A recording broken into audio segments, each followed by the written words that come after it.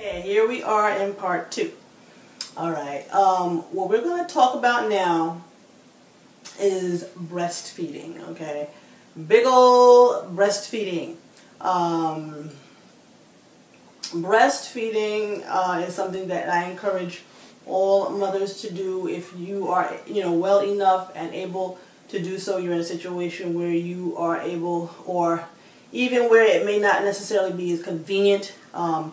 But I do always encourage mothers to breastfeed babies, especially those first few months. Okay.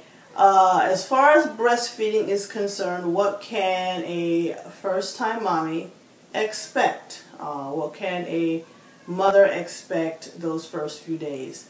Okay, or shortly after birth. The first thing we're going to talk about is a substance called colostrum. Now, I want to mention this because normally, and I have gotten this question myself, as well as, I've seen this question kind of float around for mommies that are not expecting it, is that they're expecting right after birth to sort of have this really big plush supply of, rich, creamy milk. Okay, and that is not what happens. That's not how it works. Okay, colostrum is what I would refer to as your pre-milk. Okay, it is a substance that is very, very high in antibodies and immunoglobulins. Okay, some refer to it as the high octane milk because it basically coats the baby's body, brain, digestive system, and it really prepares the baby's body for contact with the bacterias and the different viruses that we know inevitably surround us in whatever environment we find ourselves living in. Okay, this milk comes in, is basically present right after birth. Okay, and you put baby to breast, and the more frequently you put the baby to the breast, the more of the colostrum will be produced. Okay. Colostrum also has a laxative effect, which is another reason why, I probably didn't mention that with the meconium, but it's another reason why it's encouraged to nurse baby on demand, because it helps to...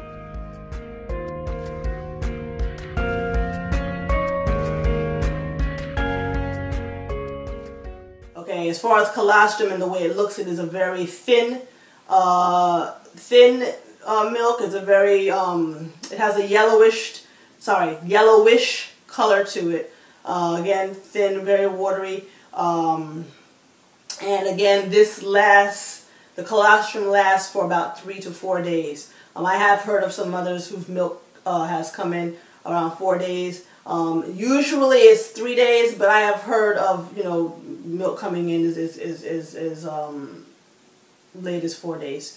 I don't want to say late, because your milk comes in when it comes in, but I have heard of milk coming in, after the 3rd day. Okay.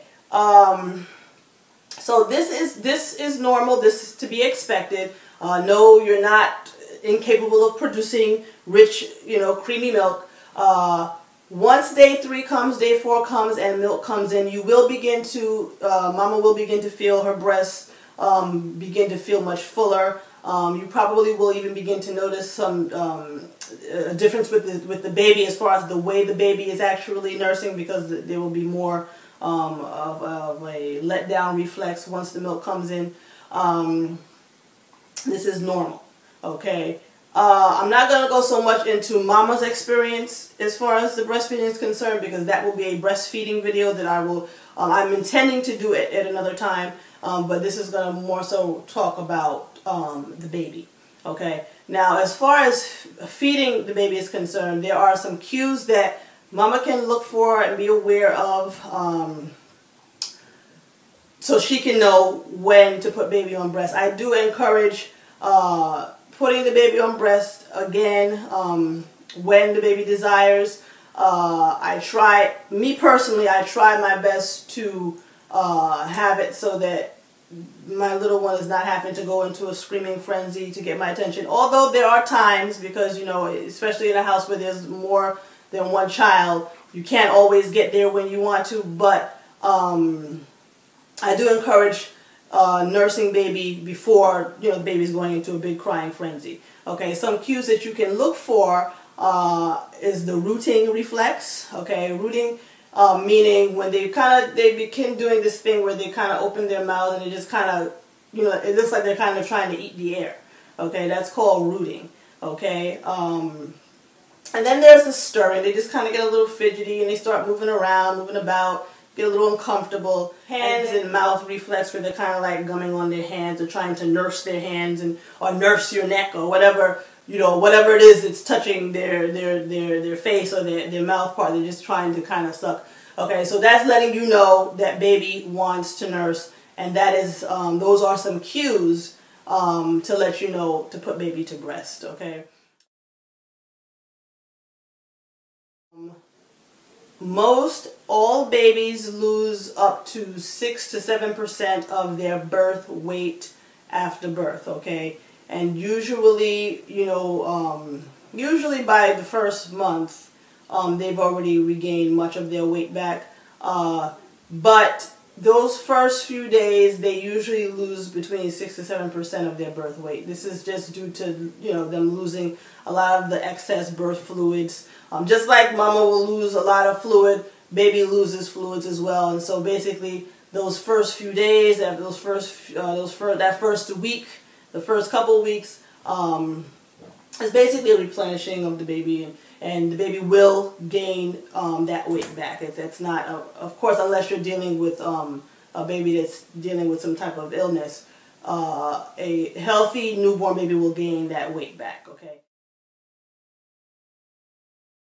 Breast milk is produced on a supply and demand basis, okay?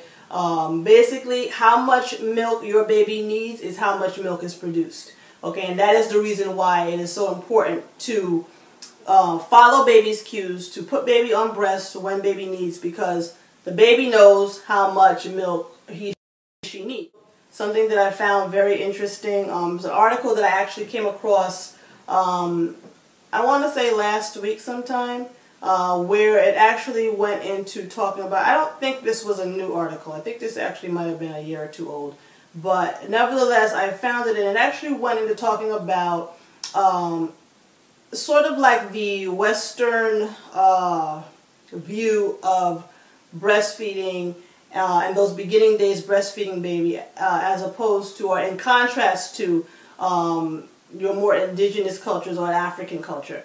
Okay, and it kind of went into talking about how, you know, when we give birth here, we have a tendency to think that when baby's born, baby does not know anything, hence why we put the baby in diapers and we feel we have to teach the baby everything. Well, it sort of applies to breastfeeding as well, and that kind of took me by surprise, but I did begin to understand the reality of what this article was saying. And it's basically went into talking about how, you know, in an African culture, when a baby is born, the baby is not given the breast, or, you know, we kind of talk about proper latch on and inserting the nipple into baby's mouth and making sure baby has the correct latch on. Well, in these cultures, baby is sort of just kind of placed in the crook of mommy's arm, obviously in the correct position, and the breast is made accessible to baby. Okay, and baby knows how to latch on because it's instinctual, just as, you know, baby animals are born, they know where to go to get the teats and to suckle. The same thing is does apply to our babies, okay? They know where the nipple is, they know how to suckle, and so they do so. Okay, but here we're sort of under the impression that we have to teach baby how to do it. Okay, not to say that there are babies who do not struggle with it, because, and I do understand from what this article said, you know, it was looking more so at the medicated rate of mothers that are medicated and the babies that are born medicated. Obviously this is going to affect that process. Okay, but under natural, healthy circumstances, baby is able to suckle at breast and able to do so without aid and without help.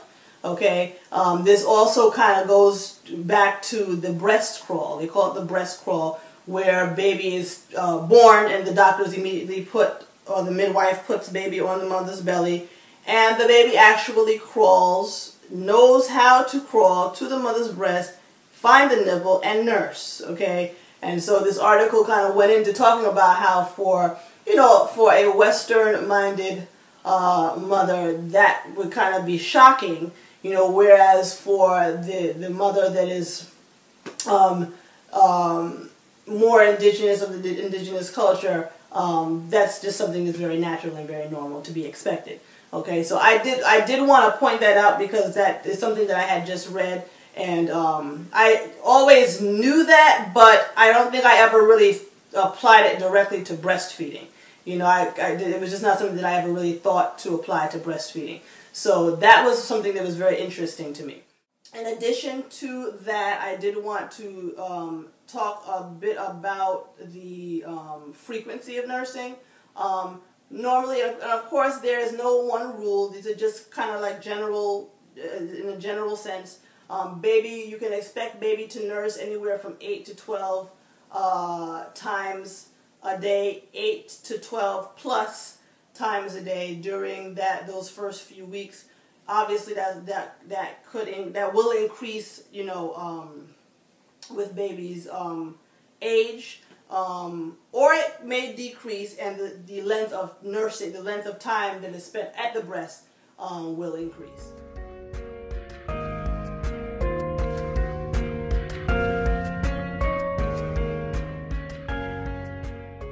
One last thing that I did want to mention before going on to the next topic is cluster feeding.